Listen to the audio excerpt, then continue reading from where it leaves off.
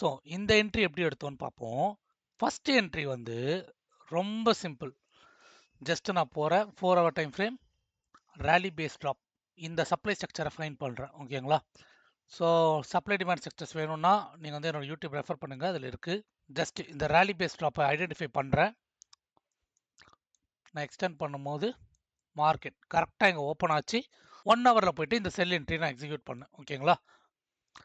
Same இப்போ நான் இந்த 2 டிமாண்ட் ஜோன் என்ட்ரிஸ் எப்படி எடுத்தேன்னா 15 மினிட்ஸ் போங்க, ப்ரீவியஸ் டே. ஓகேங்களா? சேம் 2 days பிஃபோர், அதுக்கப்புறம் 3 days பிஃபோர். இப்போ நீங்க ஹை வால்யூம் ஏரியாஸ் எல்லாம் பார்த்தீங்கன்னா இங்க ஒரு ஹை வால்யூம் ஏரியாஸ் இருக்கா, அதே மாதிரி இங்கேயும் ஒரு ஹை வால்யூம் ஏரியா. ஓகேங்களா? மார்க்கெட் வந்து எனக்கு டவுன் ஆகும்போது இங்க சின்னதா ஒரு ஸ்கேல்பிங் பண்ணும்.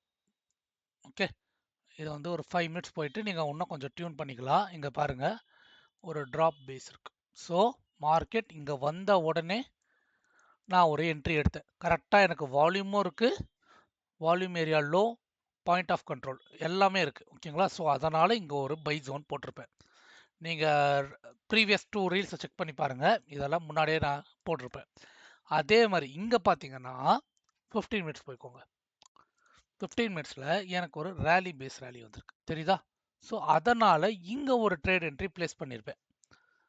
ஓகே, சேம் எனக்கு இங்கேயும் வால்யூம் அதிகமாக இருக்கு, வால்யூம் ஏரியா லோ இருக்கு. ஓகேங்களா? பாயிண்ட் ஆஃப் கண்ட்ரோல் இங்கே மர்ஜ் ஆயிடுச்சு, எனக்கு வால்யூம் ஏரியா லோ இருக்கு, ப்ளஸ் அதிக வால்யூம் இருக்கு, எனக்கு டிமாண்ட் ஜோனும் இங்கே இருக்கு. ஸோ நீங்க இப்போ கேப் அப் ஸ்ட்ராட்டஜி ஓப்பன் பண்ணீங்கன்னா, அதாவது கேப் ஃபில்லிங் ஸ்ட்ராட்டஜி ஓப்பன் பண்ணீங்கன்னா கூட உங்களுக்கு volume plus gap filling strategy, ஓகேங்களா, ஈஸியாக ஒரு பை பண்ணியிருக்கலாம்.